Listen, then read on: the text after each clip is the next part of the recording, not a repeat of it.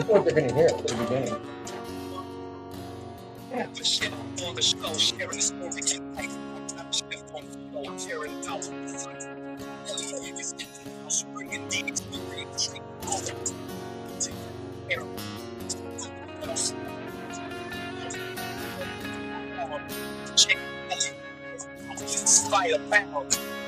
Every life is joy. We won't play with it because it ain't a toy. These people shine real bright. Relax. Short show tonight. Experience coming from this world. Over here with other parents. Giving them joy.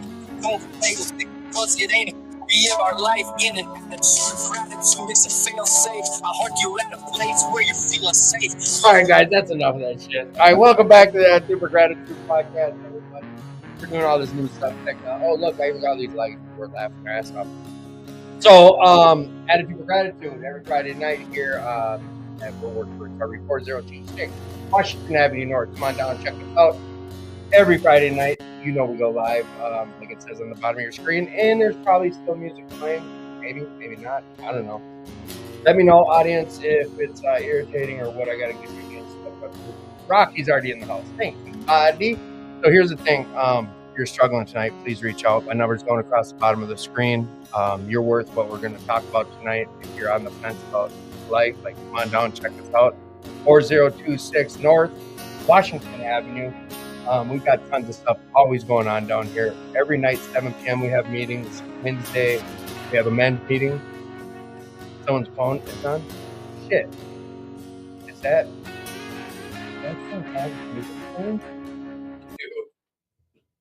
I sure do. No, that's audience. Where were you at on that one, guys? Where were you at on that one? All right. Now we're back. We live.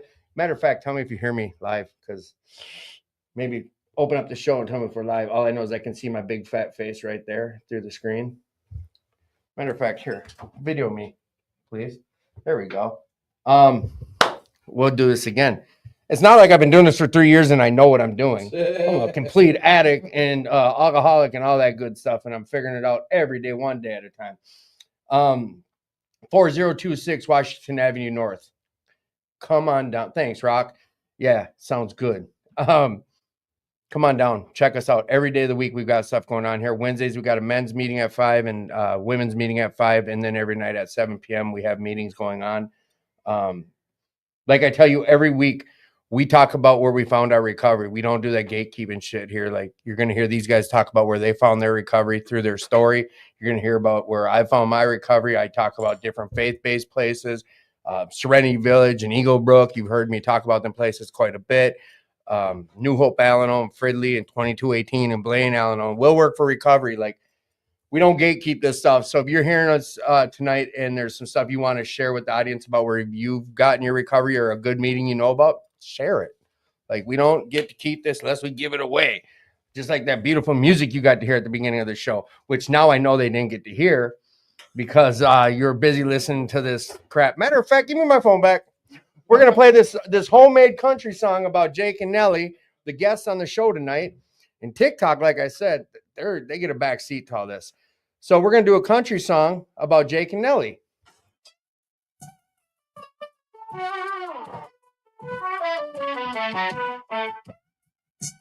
Recovery song. A chef on the show sharing a story tonight. I got a chef on the show sharing about the fight. Nellie is in the house bringing the experience, strength, and hope. Together they're a powerhouse to climb the 12-step rope. Jake and Nellie are going shake the crown. Jake and Nellie will share about this by the pound. This recovered life has given them joy. They don't play with it because it ain't a toy. The two of these people shine real bright. Get back and relax and enjoy the show tonight. The experience, strength, and hope coming from this pair. It's something that you can reflect on when you're in front of the mirror. We never live our lives out of 100 forms of fear. We sat down to dope, pipe, and beer. We started going down this life and we gained a career. We ate it to the top of the tier. So let's do that again. I'm writing We out a sit word back, for relax, and enjoy the show. These are things you thought you knew, but now you'll know. You know, the attitude for gratitude is the show. Yeah, baby! Is at the helm speaking about what he knows, sitting with a long time recovery bro. The attitude for gratitude is the show. The attitude for gratitude will help you grow. Relive our life in an attitude of gratitude. And I own the Feel rights. safe. I hope you're at a place where you feel safe. Please reach out if you're struggling tonight. This is one thing you don't have to do alone because it's a real fight. We fight for our life to get out of the climb. We will fight and fight. You know what? If you guys want to use the song, go ahead. I'm not going to charge you. It's for yours for the taking. Go ahead. Right here, giving away the rights. But I do own the rights to that song, like on this little app. They're like, "Do you want to pay $16?" Like, you know what? I better. I'm waiting for the AI company to be like, "Hey, you're using that song on Profit." Speaking of that, I made this little TikTok video. Oh, my phone. Sorry about that, guys.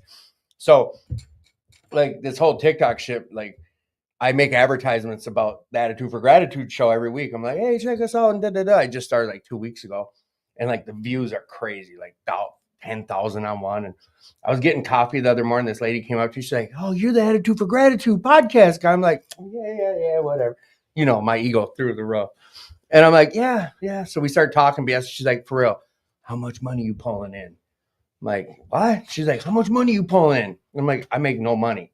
She's like, "Yeah, right." Like, because I guess when you see the TikTok thing, there's 10,000 views and the other one has 14,000. I'm like, "No, I don't make shit." Like, matter of fact, I'm on my way to work. I fix homes for a living and I pay like a monthly fee to do this shit. She didn't believe me. She's like, "Yeah, right. I'm like, swear to God, like, I pay to do this shit. Like, all this equipment, I bought all this shit. Either way, all right, side note. Hey, if you're out there struggling tonight, like, just listen in, reach out. My number's going across the bottom. Like, you're worth what we're about to talk about. If you're, again, like, struggling, please reach out. I'll put some hotlines up I'll put some different hotline phone numbers up, and we do this thing together. We don't have to do it alone. All that good stuff. Like, get connected, get involved. You're going to hear some stories tonight. And if you have questions for my guests throughout the show, put them down. This is an interactive show. If you don't want your name out there for those questions, you can reach out to me directly. My number is going across the bottom of the screen. That's better. Look at, I'm going to just video the screen instead of having to keep it on my face. Well, you know what, guys? I think that's enough. Oh, something called the Soap of Hope. Have you been here before? No. Tonight's your first night? At this particular location, yes. Perfect. I've been to work before. You guys know Chucky, the soap man? Do not. All right. So we got a guy here named Chuck Cohen who had a vision about making soap for the entire world and giving it to him. And it's the Soap of Hope. So, Jake, could you do me a favor? Up there, there's those bags of what now you know is soap. Grab one for you and one for Nellie. He made these for you guys. So this is anointed soap. It is, though. We have a soap factory upstairs. He makes them upstairs. There's a little prayer in there about it. It's cinnamon and like all these anointed. There's a bunch of stuff in there, but like the vision behind it's amazing. What he's trying to do. Is that someone knocking on the door? No one's home. So basically, like this soap, like people can donate towards it, but basically he's over there like giving it away. It's an amazing idea, and it's a cool idea. So let's get this show started. Young man, that'd be you, young man. Oh. Who might you be? Oh, hi, I'm Jake. I'm a dipsomaniac. A what? Who, when, where, why, what? A dipsomaniac. Explain, please. Well, dipsomania was what they actually coined an alcoholic before 1939 when that book was first released, and they actually started calling us alcoholics. A dipsomaniac. Dipsomaniac was the clinical term when they used to throw us in the asylum because we couldn't stop drinking. You learn. Hey, look at you guys try to tell me this isn't an educational show. If you want, you can throw your headphones on. If not, don't. It's a little bit more. Put your headphones on, guests. See, I got to tell them what to do. There you go. Now listen. Is it loud enough? Can you hear me? Oh, for sure. Can you, Jake? Oh, yeah. Oh, all right. Well, then good. Young lady, who are you? I'm Nellie, and I'm a drug-addicted alcoholic. Welcome back to the show, Nellie. Thank you. It's been a while. At least 18 months. At least. About that. So I've been thinking about this. I know I have history with both these people. Like I said, she's been on the show, and Jake I've known for shit, at least 10 years. I'm thinking more like 15. About 15. And our good friend Jason, he hopped on and said, what's up to the two of us? So Jason, thanks for checking on, big brother, all that good stuff. Also, I want to send a shout out to my boy Rocky that logged in. Rocky was the first one on. What's up, Rock?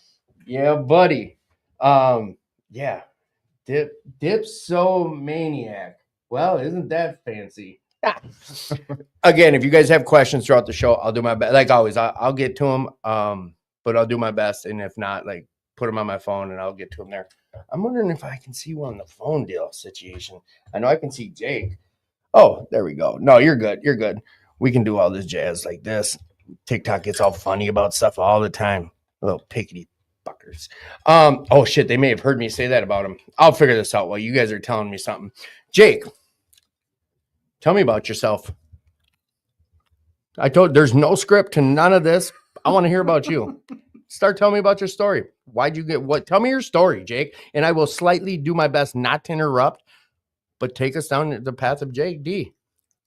Well, I don't want to share the first part of my story because I think we've all heard those war stories, those glorified using days. I mean, I used a lot. I had a hell of a lot of fun. I mean, I was addicted to more. Mm-hmm. I needed more at all times. Okay. I want to talk about the recovery part though, because that's the part that really got me fucked up. The recovery part. Yes, the recovery part. Okay. So in 2018, I was looking at some time, and I couldn't stop drinking. I mean, I was a liter a day guy, and my PO told me flat out, like, "Hey, Jake, you can either go to treatment or you can go and execute your sentence." Execute your sentence. That means what?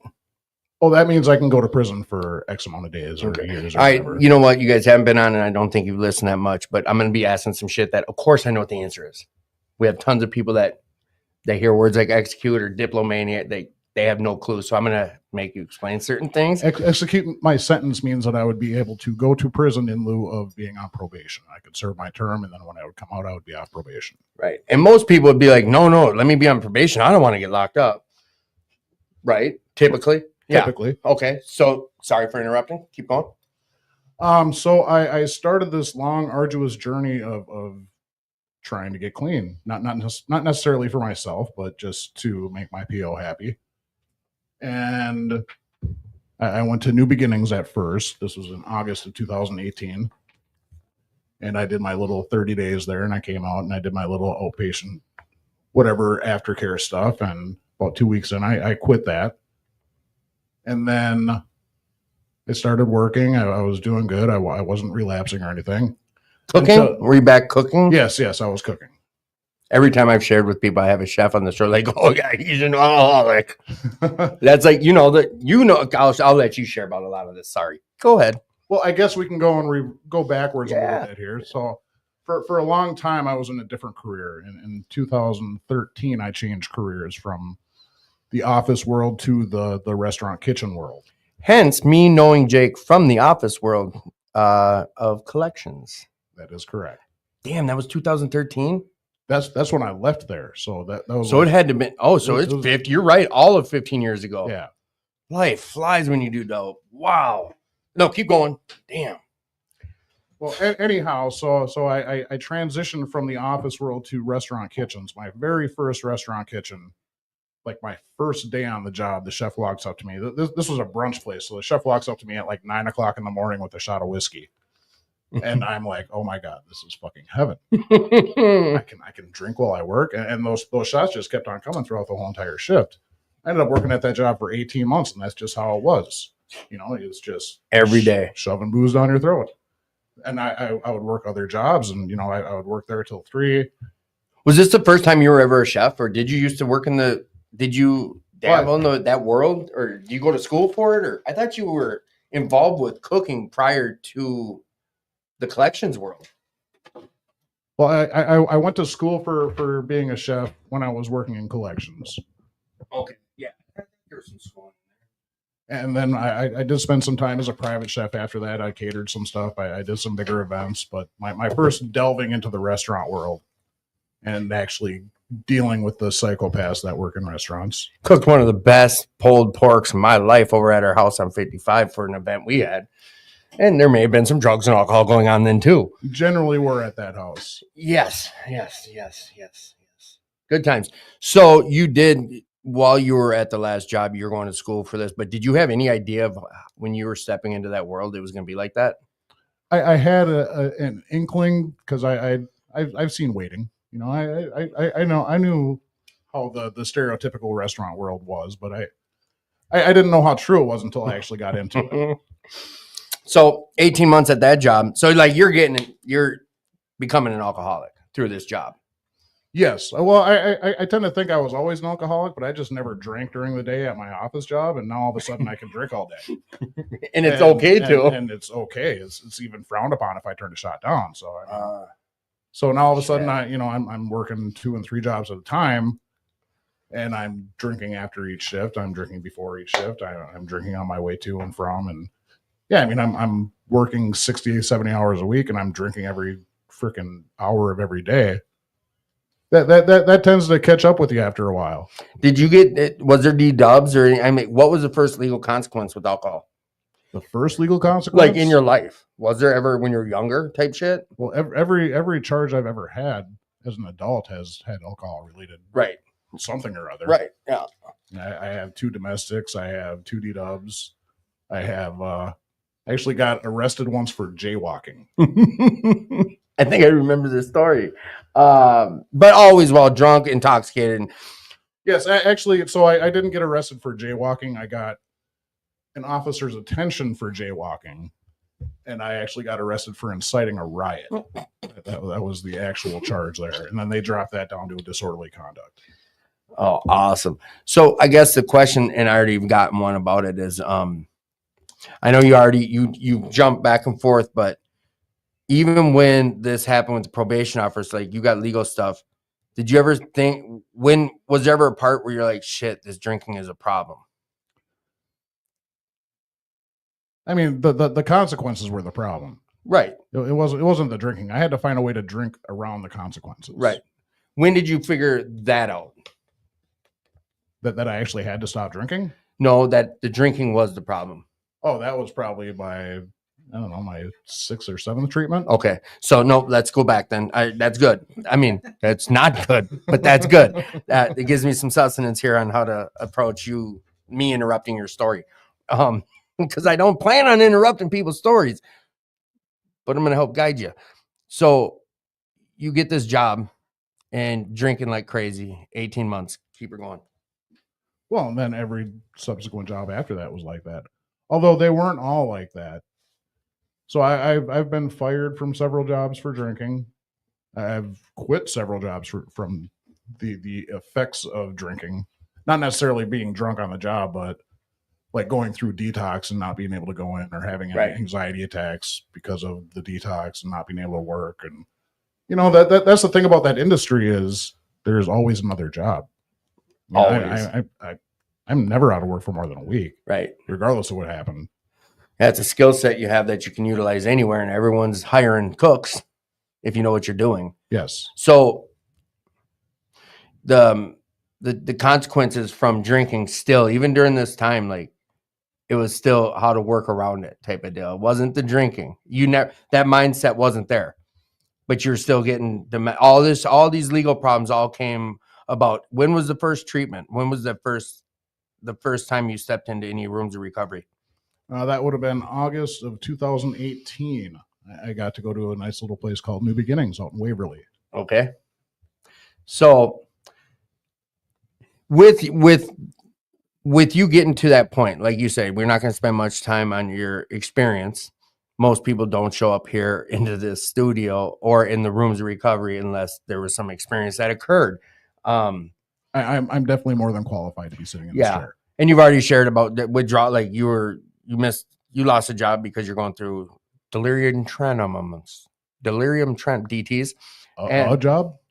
How many? Probably 10, 12. Right. So that became like a nasty rabbit, like a nasty like circle, right, for you? Yeah. This whole... I mean, I've been denied access to detox because my BAC was too high. That's happened multiple times. See, and I just learned this. If you're over, I believe it's a 4.0 or 3.0, they won't, because of lawsuits of people died, this and that, they will turn you away if your blood alcohol level's too high.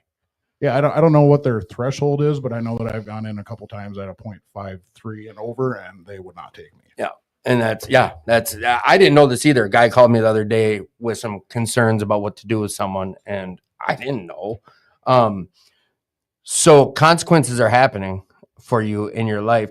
And now I'm going to share from the outside looking in, knowing who you were and knowing about you. Like, I always remember the posts, like you kept the Facebook world for the most part, a lot of the times up to date with where you're at. When in all these recoveries for you, was it serious that you weren't doing it for PO, or, take us through some of that period of time where you're coming in and out, and it just wasn't catching on. Were you even all in ever? Do you feel? Actually, yeah. I mean, I feel like I was all in several times.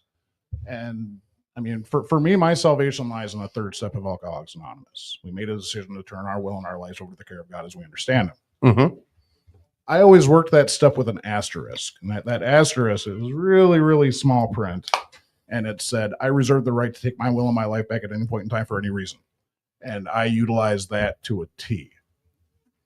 So because I'm just thinking, there was a time I ran into you at SNL, you were over at Salvation, and I think you had started cooking there, and like, you were proud of yours, and I was proud of you, dude. Like, just because of how I saw you, you were excited. Like, yeah, dude, I'm cooking for all the guys or something. You were doing really good in that facility. But looking back on it now, what was it, that asterisk?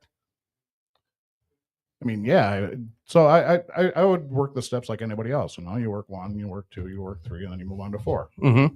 And then you just keep on going through the steps. I couldn't quite understand that like I do now. Like I have to work that third step like every day. Mm-hmm. Like even every hour, every minute, every second. I mean, whatever it takes. The part about taking your will back, right? Yes. I can't take my will back at any point in time for any reason. So could you kind of go into more detail about that? What does that even look like for Jake when you say taking your will back? Well, it's like a craving that would come around, mm-hmm. and I would just go with it. It's making impulsive decisions based on absolutely nothing, just based on how I'm feeling at this particular second right now, and not stopping to think, not really even caring to think. And all of a sudden, I've let this craving snowball, and now I can't sleep at night. All of a sudden, now I'm a week into this craving because I keep entertaining the idea of the craving. I keep entertaining this thought mm-hmm. that I can go out and drink, and it would just snowball. I mean, I have clinical insomnia based strictly on my experience with DTs, strictly on my experience with withdrawal. Mm-hmm. Like I was on Seroquel for a while, prescribed. Did you gain some good weight on that? Actually, I didn't. Lucky bastard. They put me on that on detox, and in 30 days, 90 pounds. Dang. Yeah. I'll tell the story a little bit, but so do you still deal with that insomnia? No, I'm completely cured of that. All right. So this was a 100% alcohol related. Oh, 100%. Okay. So in a way, when you're saying that, I want to be like, so like, you're talking about willpower here, because you're saying, all right, a thought comes into my brain, I want to drink, and you deciding to drink is you taking your will back. 100%. And then I'm like, so it's just willpower to say no. But it's not, because I still, man, time doesn't equal recovery over in my neck of the woods where the way I think. It's like, just because I got a little bit of time, I still have sideways thinking sometimes. I remember like maybe my 4th or 5th relapse. This was after the second time I went through Salvation Army. This will all make sense when we find out how many treatments I've been to, but we'll leave that one wrapped up for now. No, I want you to just go with it right now. I'm going to do my best not to interrupt. I want you to run with your story. So I had just completed Salvation Army. It's a 6-month program. This was my second time there. That's what it was. It was my second time there. I was living there. I was working in their kitchen. I was running their kitchen. And all of a sudden, my insurance got canceled. My MNsure got canceled. I had missed a letter or something, and mm-hmm. I could no longer get my prescription for Seroquel. And it was like $400 to renew. And I don't know if anybody knows anything about Salvation Army, but they don't pay enough where you can pay $400 a month for a prescription. Is it like you're in the pennies an hour type pay? Well, no, I was actually through the program. I was working for them at this point. And that you're cooking for them, right? Yes. Okay. But I was actually working there. I wasn't just in the program. I Okay. was actually an employee. All right. And my insurance, I couldn't get my Seroquel anymore. So as soon as my Seroquel ran out, now my insomnia was back. Okay. And I laid awake in my bed for like 6 days straight. Can you imagine just 6 days of no sleep, no drugs or anything? Just I can't sleep. I'm gonna lay here and just lay here, and just lay here. And what, just spin out in your head? Then the thought goes back to, I bet if I could, a drink would put me to sleep. That's exactly what happened. Is that what it is? By day 7, it's like I know what'll put me to sleep. And by the next day, I got kicked out of Salvation Army, fired from my job, and I had to scramble. So I ended up going to detox. Then I went back to Salvation Army, left there a month later, ended up going to Freedom Works. And that was my next experience was a New Way. And I ended up doing New Way 3 times. So we had Salvation Army how many times? 5. 5 and New Way 3 times. Okay. And this is all, like, guys, you got into the recovery world in 18? Yep. 2018. Okay, keep it coming. And I'm 21 months clean right now. So this is all within like a 5-year span. Yeah. You're 21 months? 21 months. We celebrate clean time on this show. Have you heard this? What's different this time? But we're not there yet. I don't want to hear what's different this time. I want to hear, so, all right, then you're at New Way 3 times. Is it the same cycle of insomnia, or what is it? I mean, it's just the same cycle of nonsense. You know, I get into a sober house. I'm there. I'm clean for 2 or 3 months, and then I just go with an impulsive thought in my brain and allow it to manifest itself until it drives me absolutely fucking crazy. And now I'm back out again. And is that the type of deal with you? That story over that period of time, was it off to the races until legal consequence? No, not legal. I've only had 1 legal consequence since that time that my PO told me I had to go to treatment. I've only had 1 more. What was it that ended up every time after that? Like, was it hospitalization, or what was it that got you to a point of, all right, better get back into treatment? Honestly, I was homeless and I didn't want to be on the streets. So I knew if I went back to Salvation Army, they would take me in. I knew if I got in a New Way that they had sober houses that would pay for me. Mm-hmm. I knew that Minnesota was a treatment state. Yep. And I knew that as long as I had MNsure, I could get into these treatments. They would put me up, and then I could stay there until I got kicked out, which ultimately happened every time. Every time. I've been kicked out of every sober house I've ever been in. Was it every time kicked out because of drinking? Yes. Every time because of drinking. Dude, cunning, baffling, and powerful. You've heard us talk about that on the show. Like, it's in our literature. Cunning, baffling, and powerful. Because a lot of people out there listening are like, what the fuck? We get that every week. I've got a couple of WTFs with question marks. Like, why? That's a very good question that I do not have an answer to. You know, I was just talking to Nellie about this on the way over here. It's like I look back at that, and it's like that wasn't me. Like I look at where my life that's is someone now. else. That was someone completely different. It was like a dream. I was not making my decisions. If I was making the decisions, I would have been clean after the first try. Right. But I wasn't making the calls. There was this thing that lived in my brain that knew everything that I knew. It knew all my weaknesses. It knew what buttons to hit. And it just took over, and it just ran the show. Congratulations, Angela B.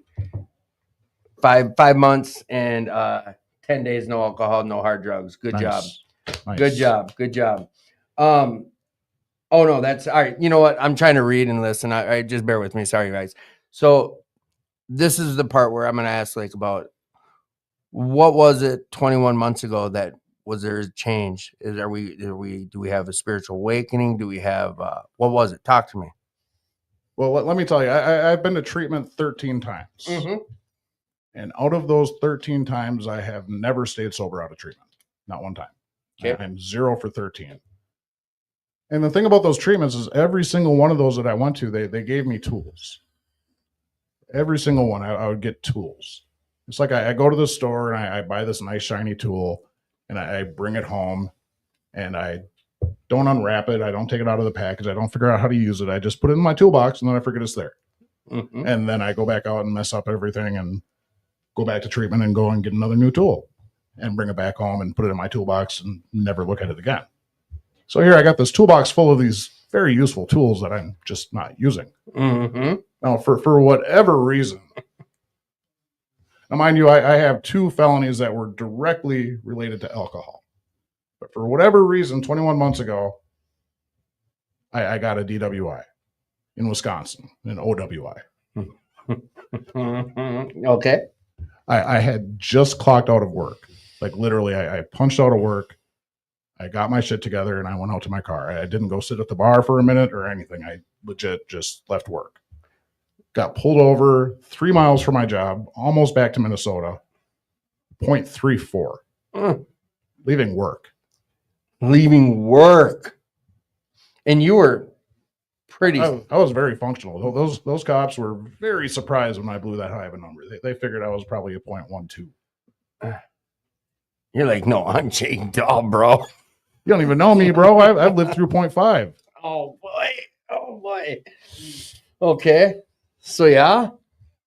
So that time, I woke up in that jail cell again, and I've woken up in so many jail cells, making deals with God. Like, dude, God, come on, help me out here, get me out of this. I swear I'll go to church. But this time it wasn't like that. I woke up in that jail cell and I knew I couldn't drink anymore. I knew it, but I also knew I couldn't not drink. Like I've proven to myself time and time again, I can't not drink. So I was at a crossroad and I figured I was just going to make my way back home in Cottage Grove and find an easy, no frills way to kill myself. Cause that was really my only option at that point. Okay. And I had the option. I had it all plotted out. And right around the time I was thinking about pulling the trigger on it, I did something weird, something out of character for me. And I hit my knees in my room by myself. I've never prayed on my knees. At home? Before. At home, yeah. Okay.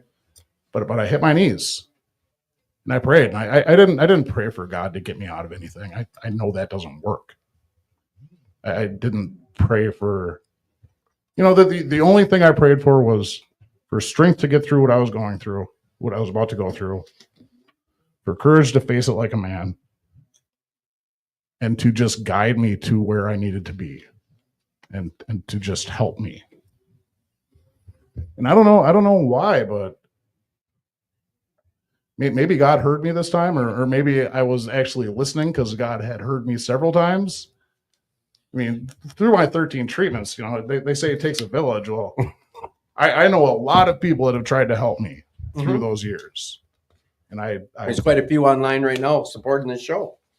And I was deaf to them, because the alcohol had me. My addiction had me. That thing that lives in my brain that I was talking about earlier, it had me. But for whatever reason, that time when I prayed, God did the one thing that I've been hoping he would do, and he removed the obsession. I don't know why. I don't know how. I can't speak to how you can do this, how you can make this magic happen for you, but I no longer had the obsession of the mind that had control over me. And God led me back to AA. Before I hear you going back to AA, I need you to break down this feeling. Was it instant? We've had whole shows about what you just said. You said a prayer about, because I'm so infatuated with it. I am, and I know a lot of our listeners are. You hit your knees. You say a prayer you never said. Is there a feeling inside? Is there what? How do you know the obsession was God? What? Go deeper. Well, I mean, it's a day-to-day thing. Like every day I wake up, I don't think I need a drink. With how obsessed I was with drinking, with how obsessed I was about when can I drink, how can I get there? Because I didn't drive for a long time because of alcohol shit. But how can I get it? How am I going to find another job after I lose this job? Like that was my obsession, was trying to figure out how I can drink as much as humanly possible without dying. Right. And just continue the money flowing and just be able to do it and be able to have a roof over my head or whatever the hell I had to do. Right. And as obsessed as I was with drinking, I'm that obsessed with not drinking. And it's so crazy to me. And you give that all to God. 100%. That's amazing shit, bro. It is. That's some cool stuff. So it's day by day, every day after, and then lead you back to the rooms of AA. Come on. So this is crazy. So I ended up getting the app on my phone, the intergroup app that would tell me where all these meetings were. And I remember it was a Tuesday, but I thought it was a Monday because my brain is still fucked up. Yeah. Because I just came off of 0.3 or whatever, Right. or several days of being at a 0.3 Yeah. or whatever I was doing at the time. But I had the wrong day, so I put in this date on intergroup, which is the wrong day, and I find a meeting that's like a quarter mile from my house. This house that I lived at for 2 years. Mhm. I have no idea where any meetings were.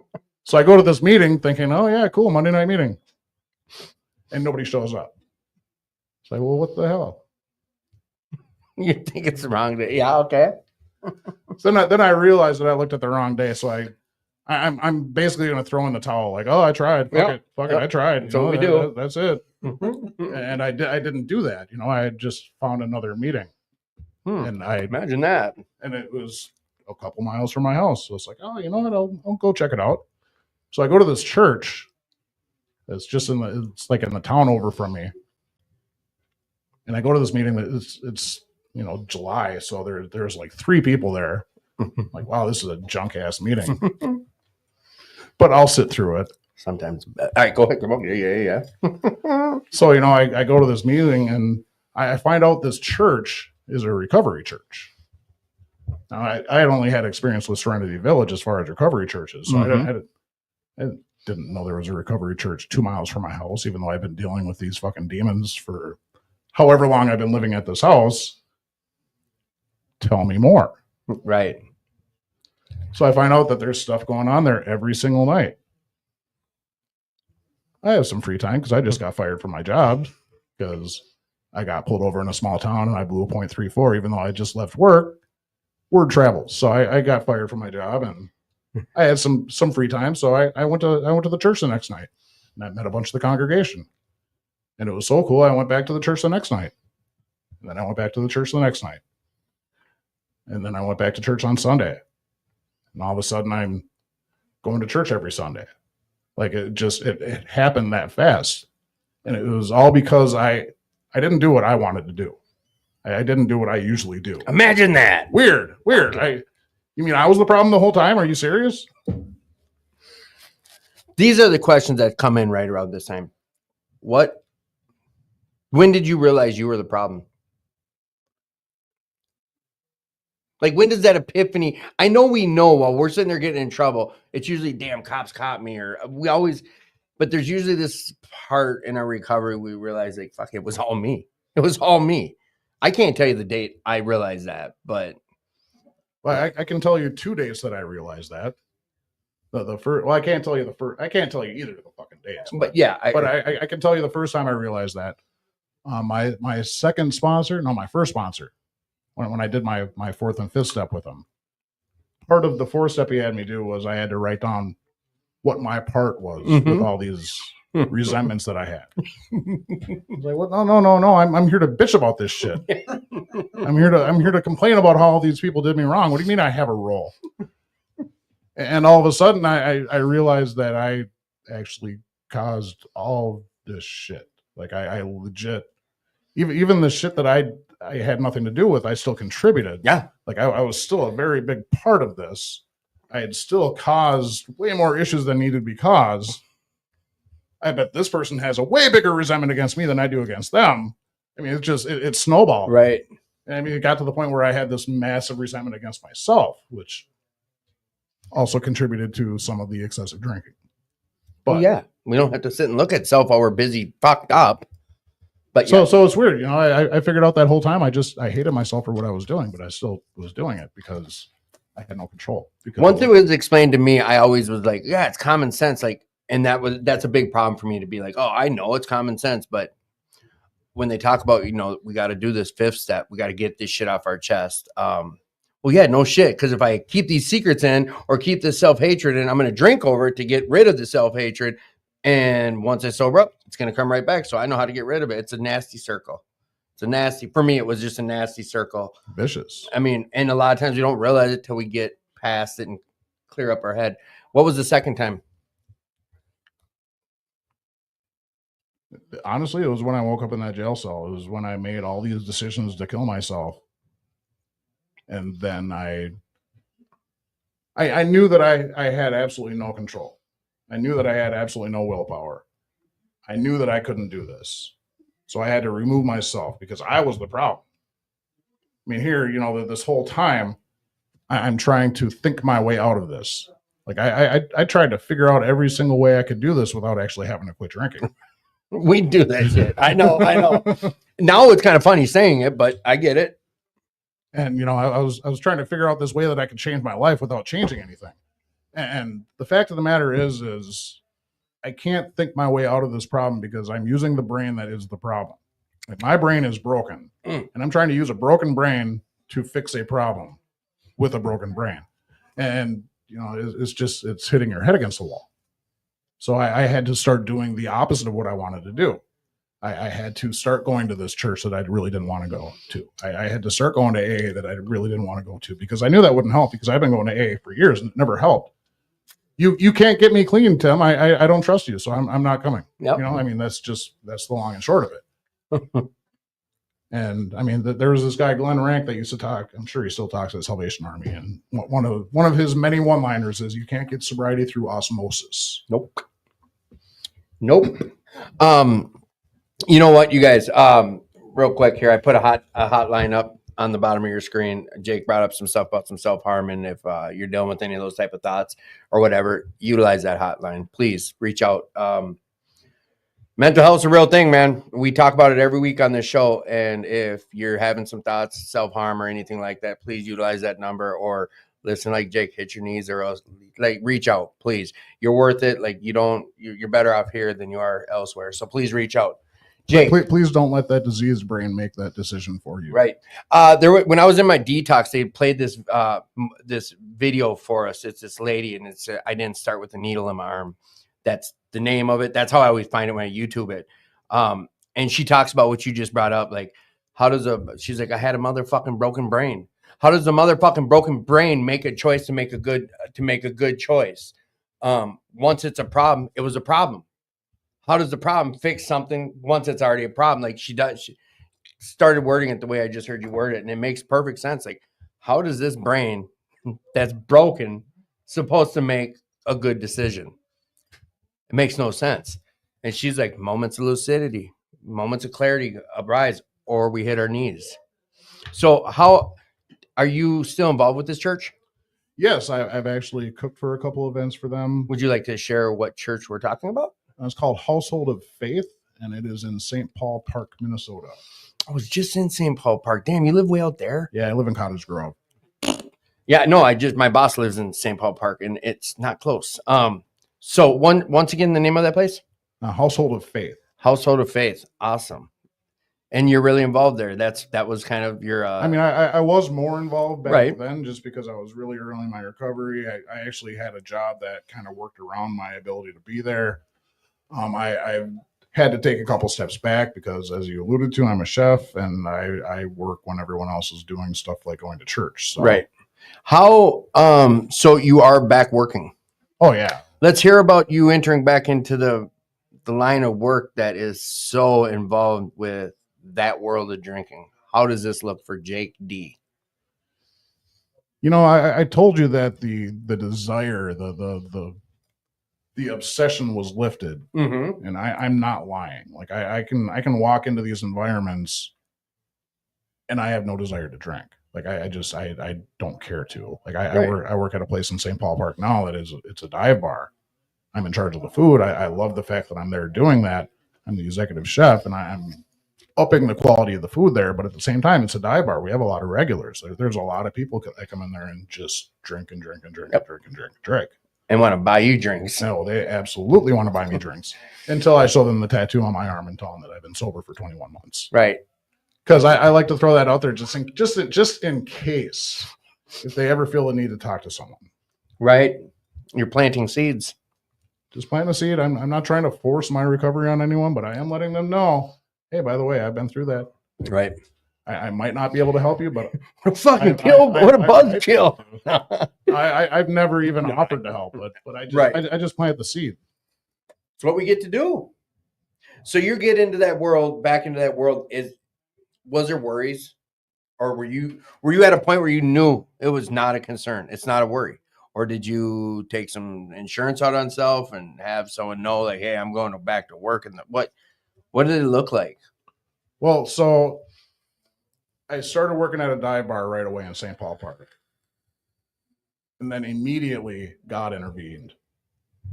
What do you mean? So I was at my church, and I met this brother Kyle there. And everyone at church knows who Jake is in his story, right? Yes. Okay. So I met this brother Kyle there, and one day after church he prays over me, and I was telling him about how I was freaking out because I'm working at this job where I don't make enough money to be able to survive, let alone pay for all these legal fees from this OWI I just got. Like, I don't know what the hell I'm going to do. And he just prays over me for relief. And I shit you not, this is a 100% true story. I'm not embellishing. I'm not over exaggerating. Within an hour, I get a message on Facebook from a girl that I went to high school with 30 fucking years ago that I'm friends on Facebook with. And she says, Jake, I know you're a chef. My wife is an executive chef at this place called Patrick's in Edina, and they're looking for someone. Are you interested? And it pays double what you're making right now. Okay.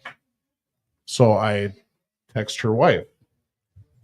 Within an hour of that, I have an interview set up for the next day. So within 2 days of this prayer, I get this job offer at this place, making double what I was just making. And like within the week, I'm working at this new job as the executive sous chef at this very busy French restaurant in Edina. Okay. Like, and my career has done nothing but go up since then. Like I'm in uncharted territory right now. I've never been an executive chef anywhere. So you're there now at this Edina place? No. Okay, you're at the dive place. I'm at the dive place. Yeah. Okay. I went back there. Okay. But I'm in charge of the food. I get You're the running the show. Yeah, I'm in charge. Lots of responsibilities. Like in the 10 years leading up to these last 2 years, my career has advanced like 5 times faster than anything that I had done. I mean, I was constantly in and out of jobs, being drunk at work, getting caught sleeping at work, or just leaving in the middle of a shift because I couldn't handle it. Right. Or whatever. I couldn't hold a job. I've been working in restaurants for 12 years. I've worked at probably 30 different restaurants. And that's with the first one where I was at for 18 months. So I mean, like I've ran through as many restaurants as I possibly could. Whew. So this, like, what is life looking like today for Jake? Well, I'm nowhere near where my brain thinks I should be right now. I'm 45 years old. I rent a room. I don't have a license right now because I got an OWI in July. What is OWI? It's operating while intoxicated. Oh, so Wisconsin's versions of our DWIs? Yes. Okay. Fucking cheeseheads with their want to be all special. Okay. Yeah. No. I apologize to you Wisconsinites out there. Wait. Here we go. Wait. Yeah. So you're not. But I'm nowhere near where I feel like I should be, where my brain tells me I need to be right now. I don't have any kids. I've never been married. But I have a girlfriend for the first time in a really long time. Hi, honey, I love you. And I have a dog now, which I never thought I would have. And I just got this new, like, my career just keeps going up and up. And great things are happening. And then I turn around and I look behind me just to see how far I've come. And holy shit. I've come so far in 2 years from where I started in 2018 when I first started this recovery journey. Like, everything is getting better and better and better. Like these promises, specifically the last promise where it says, and we suddenly realized that God was doing for us what we could not do for ourselves. That is like, I want to get it tattooed on my forehead. What, we didn't go this far back, but How old were you when you first started getting intoxicated? 14. 14. And how old were you when you took your last drink? That was 43. 43. So what's that? 30 years? Yeah. 30 Almost. years. And you've been clean and sober for almost 2 years? Almost 2 years. What is that? 30 years and 2 years. It's about 10%. Okay. A little less. You're not where you want to be yet? No, I know it's weird, right? But you understand. But I thought it would happen just like that, right? Because I stopped doing Because we're used to doing this. Go, go, go. Well, yes, I'm used to making the decision that makes things happen right now. Yeah, he did just say hi, honey. Rocky's giving you shit. He said, did he just say hi, honey? I love you. I'm going to need to meet this lady, Jake. I know, this is weird. I've got to love friends. No, and I wasn't being a smartass. What I'm saying is, there was, matter of fact, I think it was John, one of the guys who was listening. Someone said on here, Jason said, hi, honey. One of the guys on here, I had about 3 years, I was beating myself up saying, shit, I live in my mommy's basement. I'm making this. I don't have kids. I don't own a home and blah, blah, blah. I drive a shit car. He's like, hey, Tim, when did you start getting high? He did the whole thing I just did to you. He's like, so for 25 years, you're getting fucked up and you've been clean for 3? Did you think in 3 years you're going to cancel out 25 years of fucking your life off? Like, okay, yeah, thanks for the guys who came before me. But it made sense. It did. I stopped beating myself up so much because I did. And I did one of these. Boom. Instant. So why wouldn't I think everything else I do is instant? I mean, shit, I'm doing good. I'm not shooting dope no more. Why isn't life? Why don't I? We have shows once every few months about whole shows about self-care because we have to. We got to do what you already brought up. Like, look behind you. Look how far you've come. Don't beat yourself up for where you haven't gotten to yet. That's for everyone out there, not just you, Jake. You know these things. So I have a feeling when I was bugging you a couple years ago when I saw you at SNL, I'm like, dude, I do a podcast. You should come check it out. Yeah, Tim, I will. I think it's because you knew you weren't ready for that shit. Subconsciously, I'd imagine so. Because I do believe it was like a week after that, I seen something about you drinking again, but whatever. We get to do that shit. So it is what it is. It takes what it takes. I mean, shit. What, hi, honey. I love it. I just love it that your boys are giving you shit. So I had to give him some low hanging fruit. Some low hanging fruit. Which he's saying, like, hey, Rocky, like, you needed low hanging fruit to get them. So relationships, like, oh, I think, can you not hear nothing? Oh, I'm just trying to make them a little bit smaller. Oh, okay. My head's not. No worries, Chucky. I'm gonna take this down. We're gonna have a little interruption here, and I'm gonna remove this. Again, I'm taking down this hotline 988. If you are struggling with any type of self-harm or anything out there, please utilize this hotline. Please utilize the hotline. Like, don't be ashamed of it. So I brought a guest on for the intermittent or intermediate, or what is that called? Intermission. I already did kind of steal some of your thunder. If you heard, I talked about your vision, and look what you see what's in front of them, right? Yeah. I want to keep those. And I want, you brought some in for them, right? Yeah. I want my soap back. I'm kind of glad that you said that because I got Get close to your mic. I got a. Yeah, I know. Just here, I'll move it for you. Okay. Sorry. Thanks. Oh, I can't. There you go. Just move your chair a little bit. I know that. Thank you. There you go. Oh, I got you. There you go. I got a. There you go. Yeah, go ahead. I've been recalibrating the message. I know why. You had a great message, but go ahead. And I don't know if you had a chance to read I read it. The one about breaking out in shackles. Yeah. Who Who are you, young man? Who are you? Chucky. Okay. And what do you make here? I make it at Will Work for Recovery. What do you make here? The Stone of Hope. The Stone of Hope. Yeah, Armor of Yah. The Armor of Yah, which is soap. Which is the soap of hope. All right. And okay, keep coming. Sorry. And boy, there's so much to talk about it. I almost feel like we need to put on a full pot of coffee just to. And you know we don't get to do that. That's why I'm always over here pushing you right along. But here's the thing: Chucky makes soap for every one of our guests. And it's his passion. This is what God put on his heart some time ago to make this soap, and he makes it upstairs in the soapstone factory. And your goal is to do what with the soap? Well, I've got so many different ideas of what I want to do with it. What I want to do right now with it is get it into the hands of people who might have like anger issues, Yeah. you know? And so I have two different messages tonight because I haven't been upstairs yet. But one is the basic uh, um, affirmations, and then is there anyone that do you guys have anger problems? Yeah, that would be. I mean, I'm a chef. Yeah, I'm give no him the Gordon anger. Ramsay, but I'll give you the one there that one's to help wash away hopelessness, rage, and despair. I And do definitely have two of those.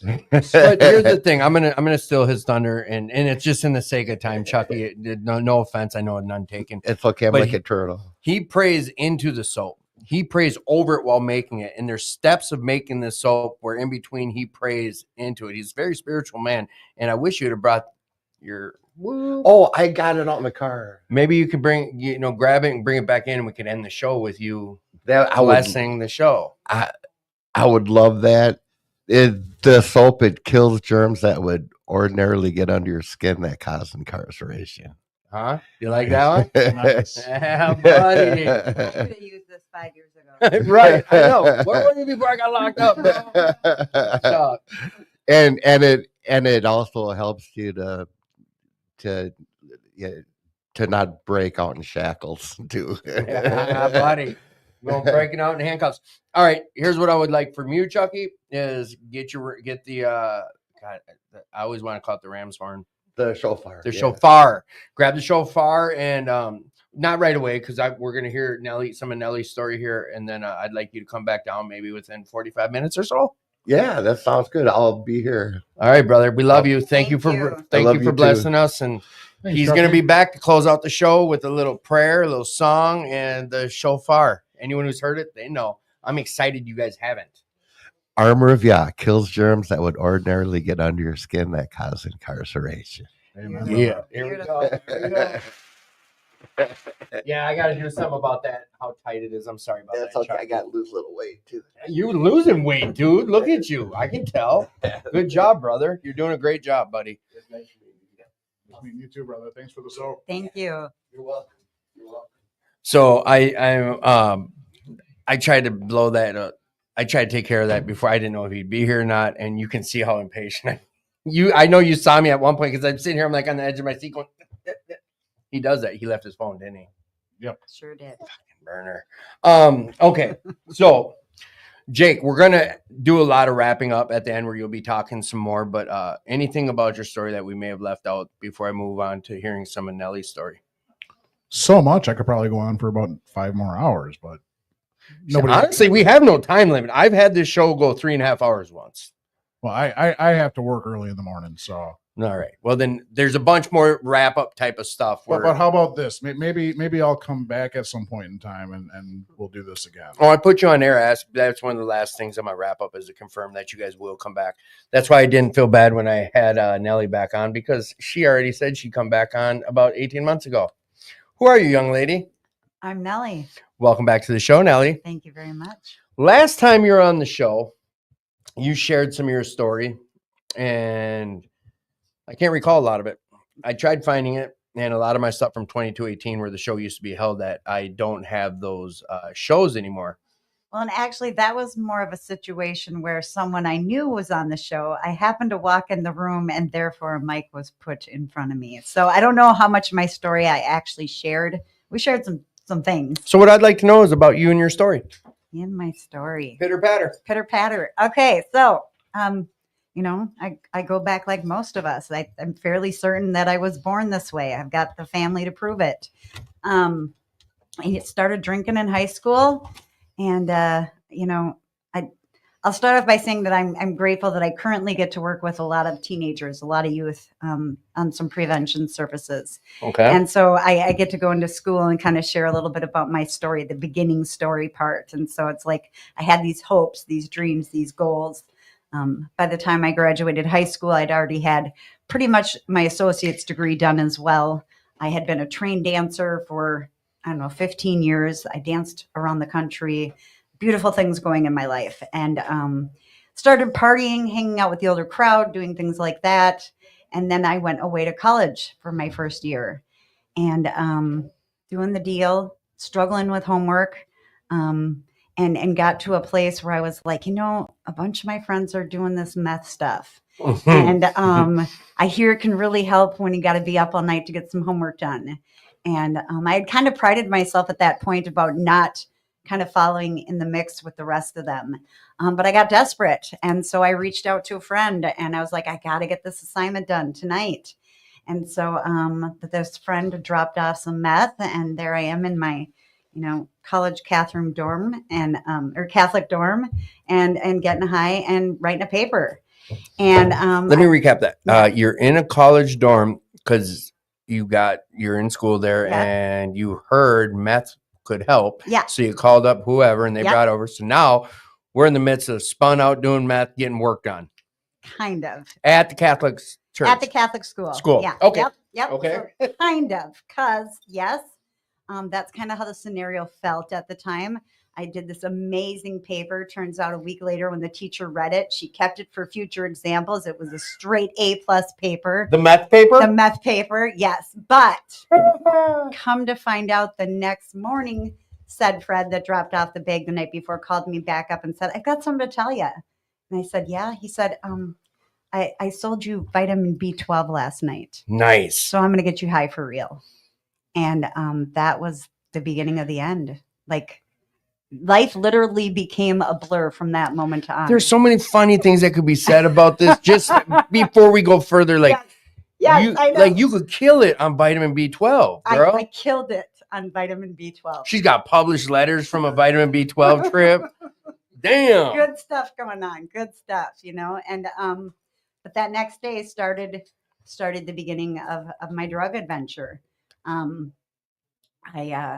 think it was about 3 months before I was totally failing out of school, like failing everything.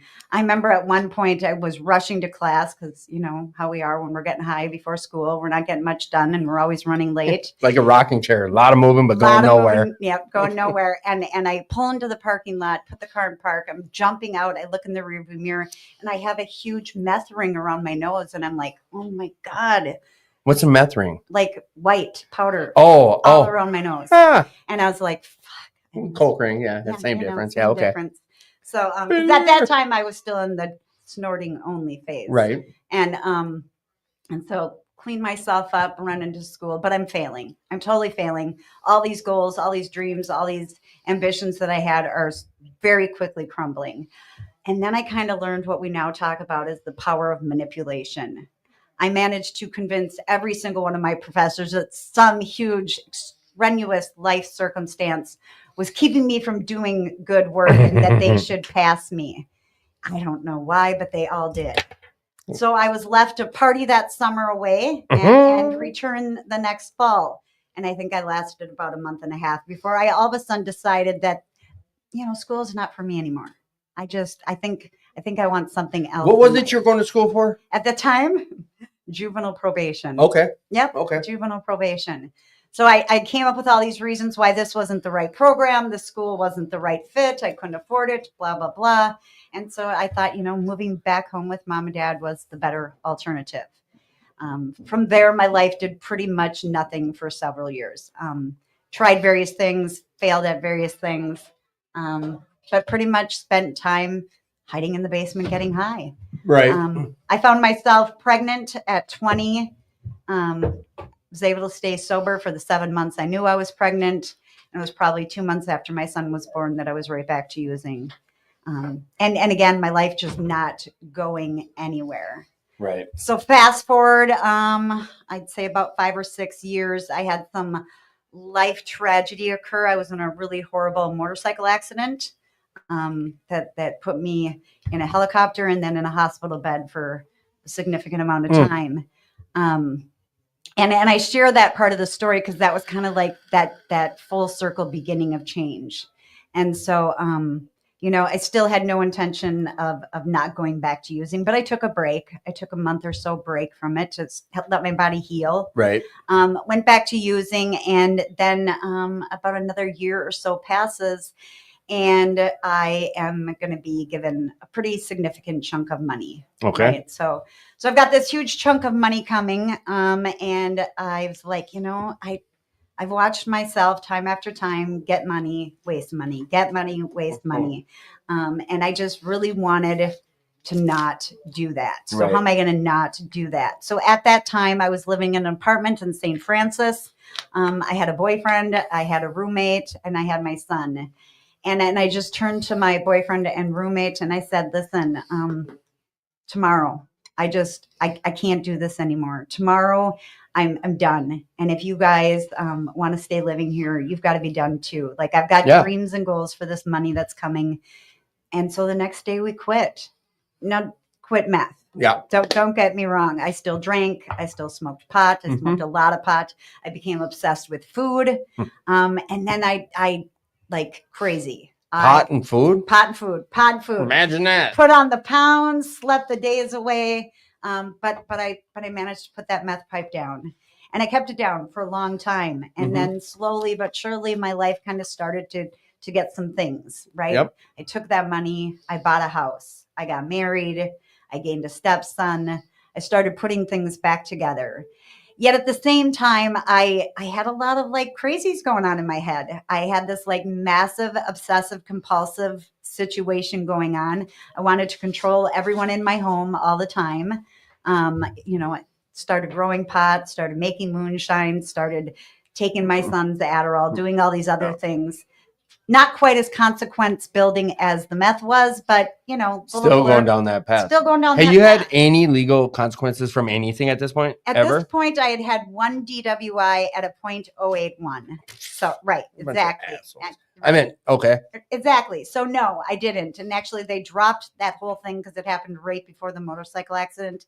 They said no probation, just let yourself heal. Nice. So that was a blessing too, right? Yeah. All these little God drops in my life. So building up my life a little bit, piece by piece. I've got this beautiful family, this amazing husband. Life was, in a lot of regards, beautiful and perfect and exactly what I had wanted. Fast forward again about 6 years, I would say. And I had some health conditions come up. So doctors started prescribing pain medication. I didn't know the first thing about addiction. I had no idea that one addiction to one thing meant addiction to a whole bunch of other Cross things. addiction. No clue that this was going to be a problem, right? Mm-hmm. And I needed it. It was medically prescribed. But very, very quickly, like within a month quickly, I was like, oh, I don't only need this. I want this. Right. I want this. And the want built up to for years. And I think back on this and I have no idea how we managed it, but about $100 a day in addition to my prescription. And so, what, pain pills or heroin or pain pills. Okay. Yep. Pain pills. Because I wasn't going to be a drug addict. Right. Again, of course. right? Yeah. Not that. I built up this kind of pompous, better than everyone else. Higher echelon of opiate use. Absolutely. I am medically prescribed this. I Right. don't have a problem. Been there. I get it. Exactly. But I just needed more than what the doctors were willing to get. Right. So this is the illusion that I'm telling myself as I'm seeking out pills every day, all day long. It became like my job. Like literally, I was a stay-at-home mom. My husband worked. So he's paying for my $100 day habit. And looking back now, I can see where everything about me started to change. Everything about the person that I was started to change. And that obsession just grew and grew and grew until what happens when you're, hooking up with drug dealers every day to get pain pills? Well, they usually have all drugs available to them. And so eventually I went back to using meth again. And meth and opiates? Meth and opiates. Okay. Yep. Okay. Meth and opiates. And it turned out to be the first time in my entire, at this point, I think 8-year marriage, I'd ever lied to my husband ever about anything. And I knew he would not be happy. And so I've got this bag of dope hidden in the closet of the bathroom that I'm using. And it was about a week and he caught me. And he woke up in the middle of the night and caught me getting high. And I remember he took the pipe and he crashed into the bathroom sink. And the only thing that I could think about was, what does he think? I don't have another one? And I'm like, who are you? Like I was all at the same time, same thought. All at the same time, same thought. Like just this total split personality type shit going on. And I said I was done or whatever I promised to make him go back to bed so that I could finish getting high, go get the other pipe. And so then, questioned me a couple more times over the next week or two. And it was, no, I'm not. Until one night I fell asleep with the bag on my lap and, I get this tap on my shoulder and he's like, I'm going to assume that by the size of the bag in your lap, that prices have significantly dropped since the last time we, were buying dope. But with that being said, I guess I don't really care. You got to go. And I was like, I didn't even put up a fight. Like I was like, okay, I got free rooms at the casino. I'll go. And I'm like, this marriage that I had, that I worshiped, that I loved so incredibly hard. I was willing to just be like, oh, well, I took my bag of dope and I took my free rooms at the casino. And I don't even know why it was, but they gave me 2 weeks worth of free rooms at the Hinckley Casino.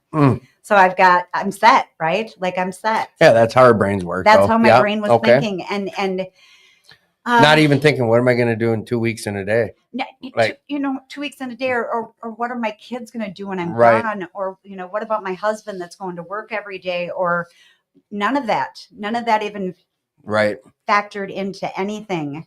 And it was about day 3 up at the casino and there's a knock at the door and it's my husband. And he says, when my wife fucks up, I fuck up too. And I'm in this with you. And I said, we're going to regret this. Oh, he was like, let's get it in. Let's do it. Yep. So we got high. Was that the first time for him? First time since we'd quit. So he was part of that group that quit with you. Yep, he was my. Oh, so he damn. Yep, my roommate and my at that time boyfriend. Damn. Yeah, we had quit. So it was off to the fucking races. It was absolutely off to the races. God, it's. How long did that go for? Well, by the time our 2 weeks were up at the casino, he had quit his job. Go back home. Kids at home? Kids at home. They're in their late teens. Okay, so they were, self-sufficient on their own at the time. My son was at home and his son would visit on the weekends. But yeah. And then, then comes the chaos, right? So now we've got new friends visiting the house frequently. He's got no job. So how are we going to make money to pay the bills for this house and everything we've got to do? So, hey, why not go down that next path? I think it was probably 2 weeks after he started using that we started selling. And that's just where we landed and what we went with. And I know we're not we can say it now, but how long did it take to turn that happy house into? But so we go down that nasty. How long does what's the next the next big where does this go from here? So from there we're this stint of using lasted about 4 years. In that 4 years, we sold our house because we thought a new location would change things, right? Yeah, of course. Unfortunately, it was within a month that we gambled the $75,000 profit of the home sale away. So that was a big blow to our plan. And then not to mention that the DEA had pulled us over and arrested us in Wisconsin. So now we're no longer able to leave the state. So even more reason to just take the house profits to the casino and gamble them away. Our marriage had absolutely crumbled at one point. And I just told this at a treatment center I spoke at last week. It was myself, him, his girlfriend, and my boyfriend all living in the same house because an open marriage was definitely going to be the solution to our marital problems. Right. And, it was like insane. It was like a movie scene. We went from being this normal white picket fence, happy family couple, to absolutely doing things that we never thought we'd be doing. The horror stories of meth, man. The horror stories Woo. of meth. And so, within 4 years, I was arrested 15 times. He had completely moved on to another woman and another life. And kids are not speaking to us. I became an absolute fuck it's user. Just didn't care. Right. I was just, every day that I wasn't in jail, I was high. Right. Plain and simple. It didn't matter. And I didn't ever even ponder the option of, am I a problem and not a problem? Do I have a solution? Do I not? I didn't have any experience with the concept of recovery. So I didn't even come into mindsight for me. It was just get high and survive the day and make it to the next day and do the same thing over and over and over for years.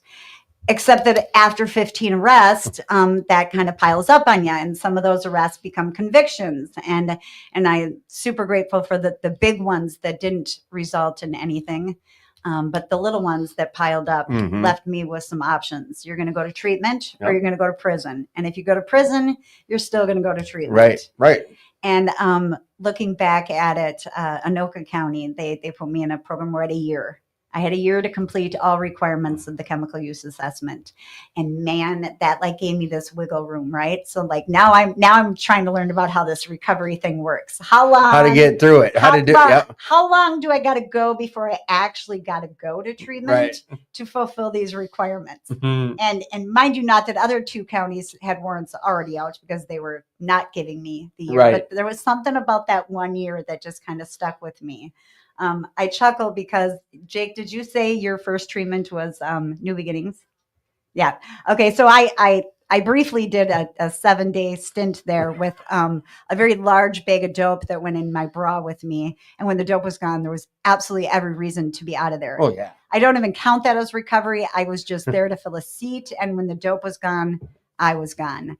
But then it came to the point where I had about 5.5 months left of this 1 year deal, and that they were like, you will go to prison, plain and simple, lady. We ain't playing. So I was like, tomorrow, and then finally tomorrow just came. And my sister had to tie me down in a chair in her apartment. She's like, do not leave tonight, because I was supposed to go the day before, and I don't know, something pissed me off, and I'm like, I'm not fucking going to treatment. And she's like, they'll take you tomorrow, but you have to go tomorrow. And so tomorrow came, and the treatment mobile showed up, and I was like, how high can I get before I got to get in that van? And so I think I had the guy wait out there about an hour, and I'm like, I had no idea what I was getting into. No clue whatsoever. I didn't know anybody who had gone to treatment. I didn't understand what was about to go down. I just knew that they were going to put me in this house for about a month and a half, and I just had to go do it. And I'm like, okay, I can do this. And we'll figure out what the next thing is next, right? And at this point, I'm talking homeless nights in 4 below weather, trying to survive under, one night was under a bag of hot dog buns. No place left to go, no vehicle, everything I owned, stolen, sold, given away. Husband is gone, kids won't talk to me, totally at rock bottom. And so I was like, well, I got to just do this, right? And so I go to Birkwood. And that first week is such a blur, because I was so high when I got there that it took so long to come down. But I started hearing things, listening to things. This is where actually Jake psychosis or no, you mean you started hearing a message. Okay. I'm like, shit. I started calm down. Usually you don't start hearing shit. Nope, no psychosis. I started hearing a message, and I was like, maybe. How long ago was this? This was I've been sober 3 years, 3 months. This was when it was? This is when it was. We get to celebrate this shit, guys. Yes. So, by the way, that was treatment number 12 for me. So this is where I met Jake. 2/2/22. Oh, really? Entered Birkwood, and I met Jake. So you were driven by 100 forms of fear before you got into that bus, into that van, even though you people just heard what she shared about. Fuck. So now you're in there. You're hearing a message. I'm hearing a message. And I come to this realization when the fog kind of clears from my head that, like, okay, I've got to do this thing, and I'm going to have to do it for a couple years for sure. And so, how do I do that with the most ease? How do I do that and not make it so difficult? And for me, you know, kind of like Jake said, there's that moment of clarity, that moment of total surrender, that moment of like trusting a God that I didn't even have a concept of yet at the time, and just being like, I'm done. I'm so exhausted. I'm so exhausted trying to do all of this on my own, and I'm not doing very good at it. So I'm going to listen to these people. They gave me food, they gave me clothes, they gave me a bed, and they gave me direction. And so I just started following it. I mean, okay, I had a little rebellion, but for the most part, I just started listening to what they said. They told me to go to group. I went to group. They told me to go to these outside meetings. I went to these outside meetings. They told me to get a sponsor. I got a sponsor. And I started to feel better. So why not keep doing it? Guy said like this on here. He's like, I started doing things first I didn't know about, nor did I believe in, but I started getting results I couldn't deny. Bingo. That's it right there. Like, you know, and for me, it was small at first, and I still wasn't aware of what was going on. I was just learning that, you know, I wasn't a morally fucked up person, that I actually had a disease. That was news to me. Was it really though? At that point, when you're learning this, you're like, oh, wow, I have something wrong. Yeah, I absolutely thought I was just a morally fucked up person at this point, making bad decisions. I had no clue that I had this thing called addiction. I didn't even know it was a concept. And I certainly, you know, I'd heard of AA and NA and stuff like that, but I had no clue what that even meant. I just knew it was some program that, you know, drunks go to. And so bunch of quitters, you know, and so I'm such a fresh new baby at this point at the whole concept of recovery that I'm just kind of like soaking it all in. I'm so grateful. I had an amazing counselor at Berkwood who really took the time to care about me. You know, she's like, take a little nap when you need a nap, and go get some more food when you need more food. And I mean, I'm talking, I was 85 pounds, no teeth, matted hair. I was a shit show mess. And I was so full of, yes, Jake can contest. I can concur. He can concur to this. Yes. So indeed. Jake, you would have had 222 at one point?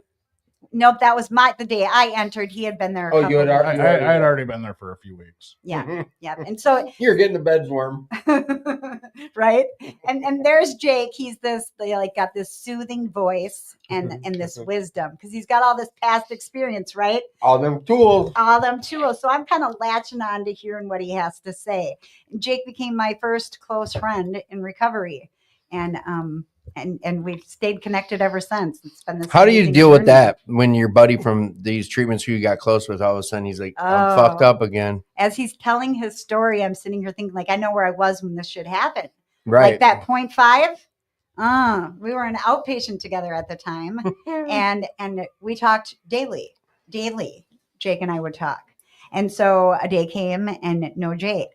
And the next case, you knew, huh? Oh, I knew. Absolutely, I knew. And I'm blowing up his phone, and I go to treatment the next day, and he doesn't show up, and everybody's getting a little bit concerned, and I'm just like, just something's not right. And so, yep. And then, you know, it was several days later, I think, before he finally called and said what was going on. But anytime I didn't hear from Jake for a while, I knew what was going on. Yeah. I knew exactly what was going on, and yeah, Jake's one of those people that he's too smart for his own good. Like, he can recite the big book like nobody's business. He can spew beautiful words of wisdom, but he can't do it for himself until this time. He couldn't. Yeah. He couldn't. And so I had a toolbox full of tools that I used for everyone but myself. And it was great for me. It was great for me. I mean, so many nights I would call him late at night and I didn't know what to do and I didn't know what I was feeling. And he would set my head straight. We all have a purpose for a purpose on a purpose. Like, maybe you had to go through what you went through for what you went through, how you did, for her to hear a message one of those nights in between your shit with your tools. Oh, absolutely. I needed Jake's tools. For sure I did. You never know. Shit all happens for a reason. I got to believe that. I got to. I have to. I get to. You get to. I can deny it all I want, but it's where we're at. So, okay. So this last 3 years and some. And some. What has it been looking like? Oh my God. Come on. God is so good. Like God is so good. For me, I've got this one journey, right? I've only got this one, and I'm so grateful, and I will do everything I can to continue to keep it that way in my life. I graduated Berkwood. I went to outpatient treatment. They said go to sober living. I went to sober living. I worked the steps with the sponsor, and life very quickly got very good. That whole 1 year to do what I had to do ordeal, I finished it in the 1 year time, and those felonies were dropped, and then I was able to move on to the next criminal charges that had to be figured out, and I followed through with that. And What legal stuff do you have hanging over your head now? Oh, none, because I did exactly what I had to do. We also do have Yeah. There's one of those in there too. Yeah. Yes. I mean, it became fairly easy to do the right thing, and I've always believed in working a program of action. So, what step work do I got to do to make my life better and to do God's will? And as long as I stay focused on that, I manage to make okay decisions in life, and sometimes really, really good decisions in life. And then life starts to show you the promises, and God starts to show you his path. And oh my gosh. So 3 years, I started, I sat at about 6 months sober, and I was like, what am I going to do now? Like, I'm graduated from treatment. I'm living in a sober house. I'm listening to an 18-year-old. I'm 44 at the time. And I had, pretty much been a single mother my whole life and a drug addict. Mm-hmm. So what am I going to do now? And so, why not try to give the same hope to someone else? So I went on the bandwagon to become a certified peer recovery specialist. Mhm. And as God likes to work his magic, within a week of getting my certificate or taking the class through a housemate of mine, I was introduced to a man who was looking for a certified peer recovery specialist. And I was like, yeah, but I got 6 months. He's like, well, then we'll start you at the very bottom. And so that guy took a huge chance on me, and I've been working there ever since. Nice. And I started at like 5 to 10 hours a week, getting to do like office work. Mm-hmm. And then I got to learn how to do some housing stuff. And then I got to learn how to do overdose trainings. And then I got to learn how to do peer support. And then I got to continue to work my way up to now I get to, there you go. It's really all important. Yeah. I got to work myself up to being the site supervisor. Nice. The lead recovery chick in charge. And I get to do all kinds of cool shit. I get to go talk prevention in school. And I get to go around and do a bunch of seminars and public speak everywhere. Look at her light up when she's saying all this. I do. So then I decided at one point, my boss looked at me and he said, so when are you going to go, come work over at the treatment sign and get your LADC? LADC. I was like, really? Like, I really didn't want to go back to school. I did not want to do it, but Catholic school is the last school you were at?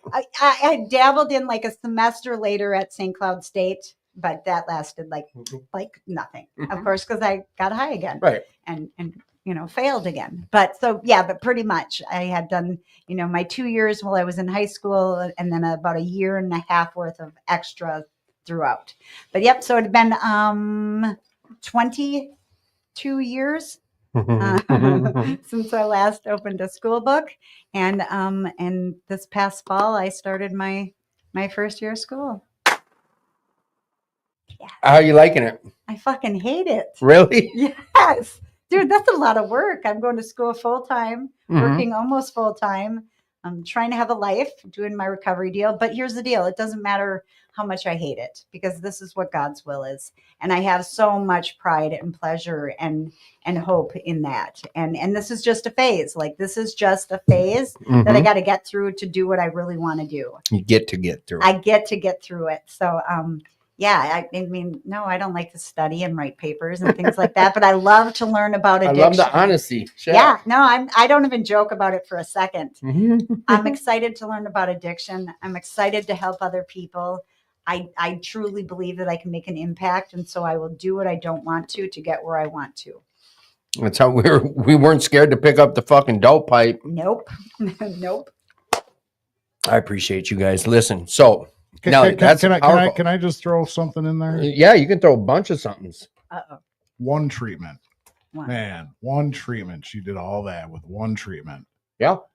And I was hitting my head against the wall 13 times and still couldn't stay sober coming out of treatment. Man, Imagine that. the Lord works in mysterious ways to have us both sitting here at this mic, both sober. Yes. We've both taken a completely different path. And here we are. We both get to share our differing experiences with our strength and hope and all that jazz that we get to share, man. I'm so blessed to be sitting here next to you, Nellie. And here's the deal. I think that in this recovery journey, I've met hundreds, thousands of people, right?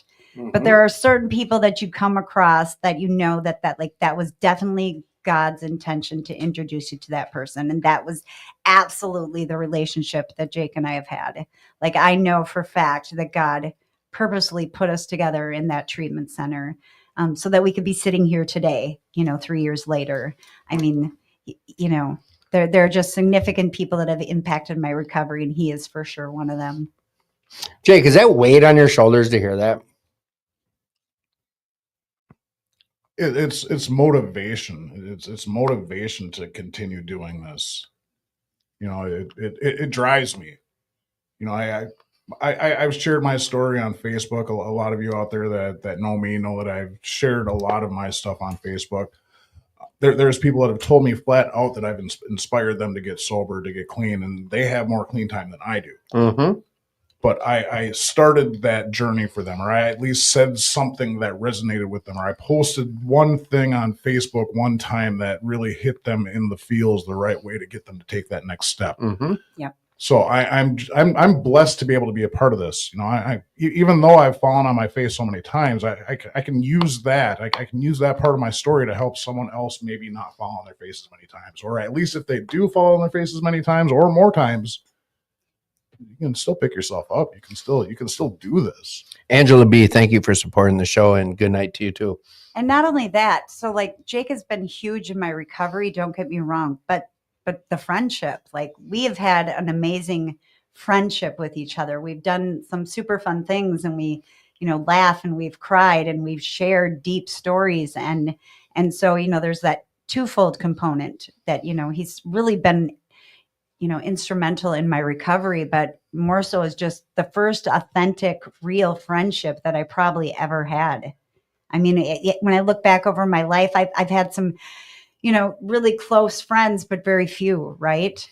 And now I got the opportunity to learn what it meant to have a friend that was a friend, and what a beautiful experience that was.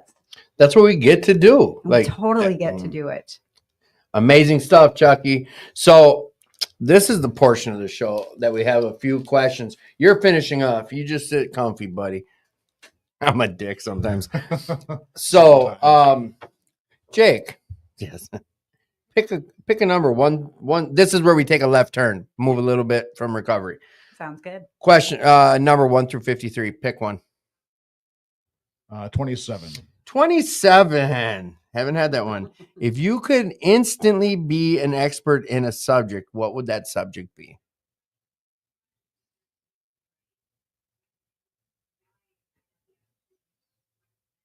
Well, since it's my career path, I would say cook / chef. And yes, I've been doing this for a long time. And yes, I know a lot about it. I might even be considered an expert, but you can never know everything about this. So the more I know about this, the better. And I'm kind of obsessed with it. And this food is so good. Mm-hmm. So good. But I always strive to become better. So since I already have a lot of eggs in that basket, let's throw some more in there. And I would love to be a 100% expert at that. There's no wrong answers. Pick a number 1 through 53. 53. If you had to eat one meal every day for the rest of your life, what would that meal be? Jake's cooking. That's not a meal. One meal. One meal. Yep. Could I change the toppings if I pick pizza? I guess this is where I have to come in with. It always makes me think of Family Guy when they're always, the guys are always like, all right, Bruce Jenner without her. And they make them, you know what I'm going, yeah. I don't know. All right. Yes, but it can only be a switch between 3 toppings. Oh, perfect. Then I pick pizza. All right. Yes. Chucky, you get to play this game too. Pick a number 1 through 53, Chucky. 44. All right, 44. The zombie apocalypse is coming. Who do you want with you? Jesus. I knew it. Yes. I knew it. I pointed.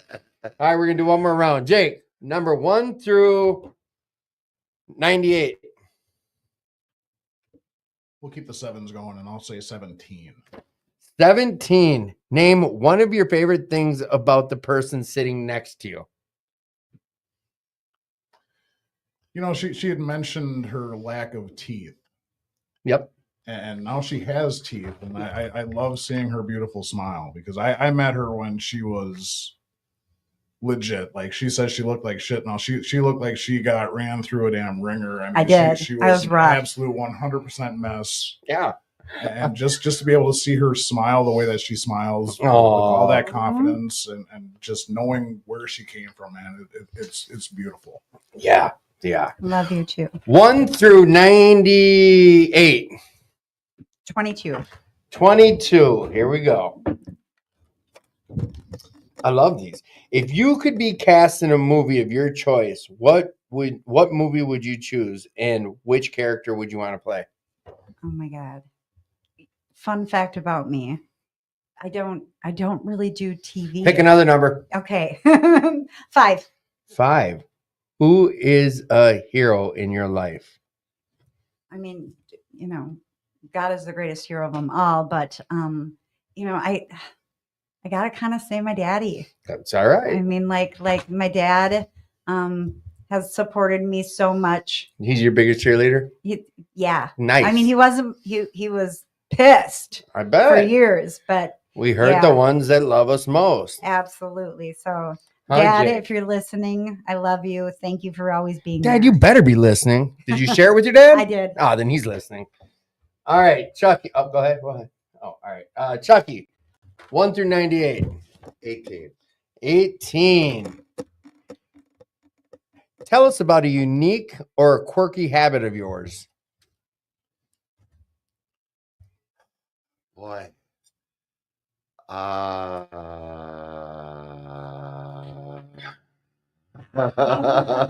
you got to be shitting me. Well, I know this probably isn't really answering the question, but I was just thinking how blessed I am to be here, and I never want to lose my shoelaces ever again. Good enough. I mean, that's not a question. Wait, there was one. If you had a choice of losing your shoelaces or not, would you? And yours would be no. We got it answered. There is one more out of left field question that comes at the very end. So, Jake, what would you like to leave the audience with? Any thoughts, anything? I mean, this whole experience is just chock full of cliches, and cliches are great because they're true. So I mean, people don't like cliches, but the fact of the matter is they're true. So I'm going to leave you with a cliche and just let you know that if I can survive what I've been through, if I can survive pancreatitis and multiple 0.5s and homelessness and the whole rigmarole. I mean, I've known so many people that have died, and I've been worse than them, and they've passed on. And there's been people that have, I mean, we all have been through the ringer on this. So if I can do this, I promise you can do this. Even if it takes you, I think the highest number I've ever heard was 49. I know a gentleman that has been to treatment 49 times. And the 49th time is the time it worked. Hey. That man today is like 20 years sober, and he's a fucking pastor. Like legit. I mean, wow. The only thing that it requires of you to do is to just keep coming back, to just keep fighting, to just keep picking yourself up, dusting yourself off, and getting back to work. And that's what I did. And I did it enough times where one time it worked.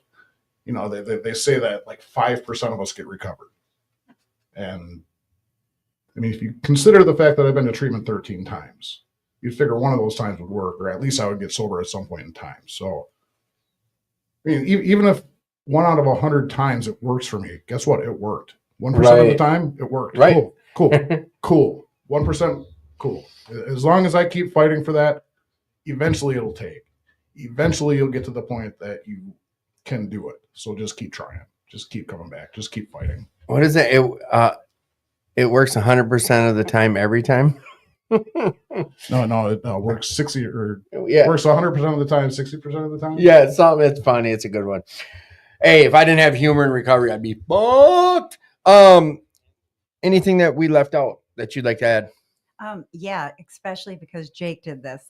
I do have to do a shout out. Hi, honey. Hi, Eric. I love you. Aww. So that's the other thing that came with recovery. Who is Is I'm now engaged. who? Oh, you know what? Wait a second here. Yes. Who is All Ears Nellie? I have no idea. All Ears Nellie Peterson. I'm not sure what the all ears is, but I Eva Perez says this about you. Okay. Eva. Yeah, I don't know either. Oh my gosh, yes. Hi, Eva. There we go. Holy cow. Inside jokes. We do inside jokes on here too. Remember that one time with the chicka chicka chicka? All right. So how do I want to wrap around? So there's a guy who's on the show right now. Name's Chuck. This guy right here. He's a gangster of the Lord. He's a soldier of the Lord of Hahua. And I heard a guy explain the way you're really supposed to say his name, the all vowels, is the way you breathe. Yeah. In and out. I don't know. Long story. Don't have time for it, guys. So Chuck does this thing. He blows a shofar, which is the call to God. And I could have him tell you about it, but how much time you guys got? You know what? Get on the mic. Explain what you're going to do. We're about to summon God with the sound of it. This is the horn that the Israelites used to take down the walls of Jericho. And tonight we're going to use it to take down the walls of Jericho that are around us. Like the actual horn, that is preserved really well for me. If it was, he wouldn't make out here live. 'Cause I'm going to eBay. I'm going to the auction house. They've been breeding them for thousands of years. So have you guys heard this? No. No. Oh, you're in for a treat, like I'm for excited. real. And then he's gonna blow this, and then he's gonna sing us a prayer, and then say a prayer. Yeah, what I was gonna say. Imagine that. But we're gonna summon God to. It's like He hears us as we are, but when He hears the sound of this, it says that He leans in and He takes extra notice. extra notice. You will hear some of this too, Chucky, Nice. through when you get to your music. So this is the call to summon God, and we're about to disrupt the heavens and to get His attention. there we go. Let's do it. Okay.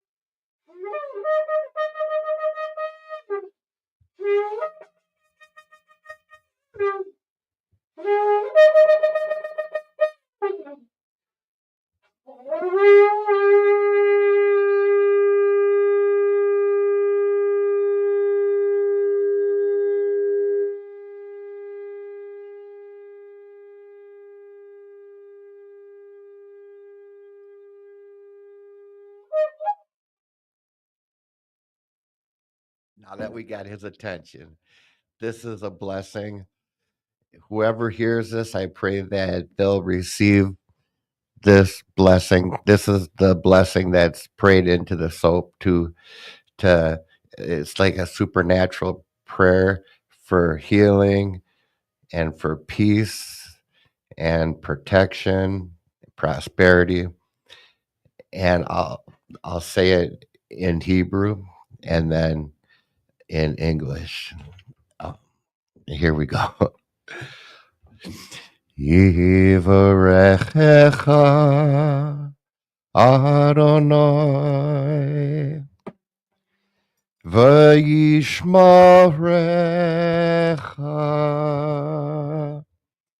Ya'er Adonai penavalecha vichunecha.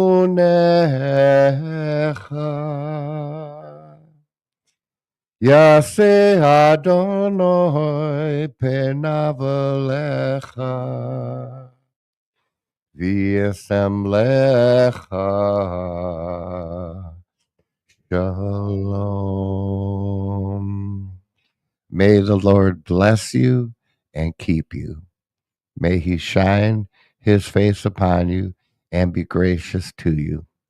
And may he turn his face towards you and give you supernatural peace and protection, healing and prosperity. In Jesus' precious name I pray. Amen. Amen. Way to go, Chucky. Yet Thank you. another beautiful prayer. And you can come down and get some of the Soap of Hope anytime you'd like down here at 4026 Washington Avenue North. Thank you all for tuning in tonight. Like, we had a great show. You heard a lot about a lot of different places, a lot of different treatment facilities.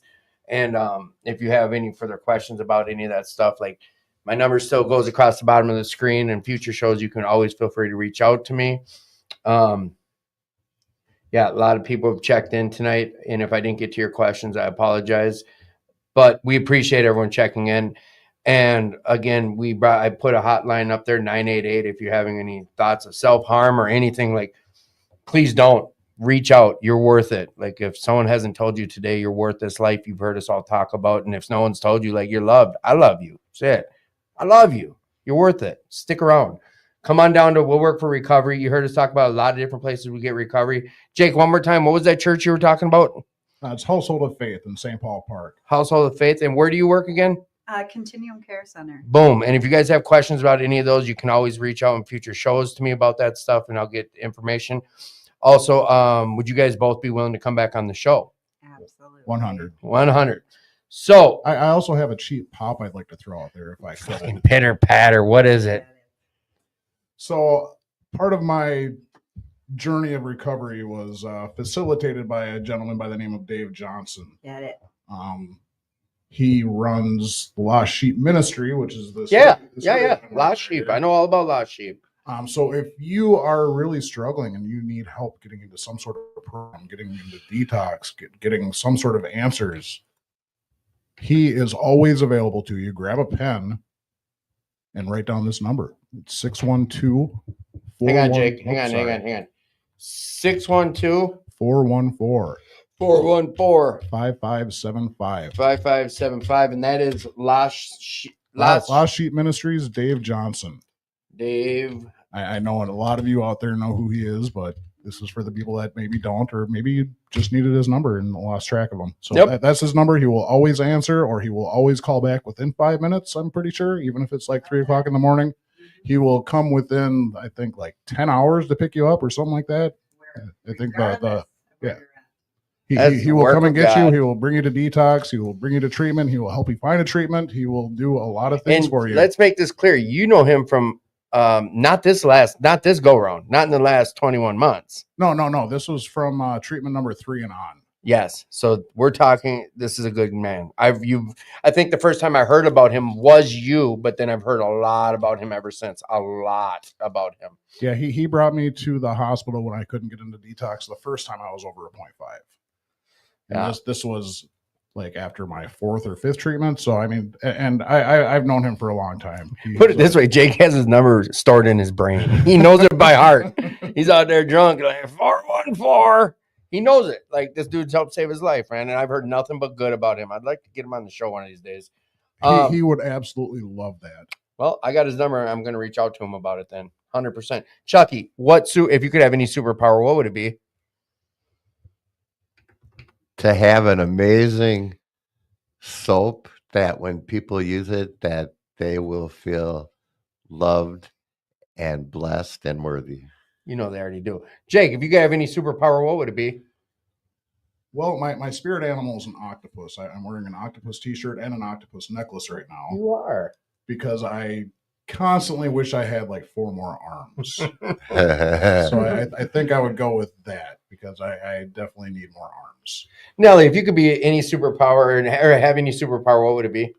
I mean, I just want to spread the word of God. But if we could add like some like flying, That's mine, flying. flying, that'd be kind of cool Yeah. too. Like flying around and bringing people to God. So yeah. Heck yeah. Can I say something? I guess.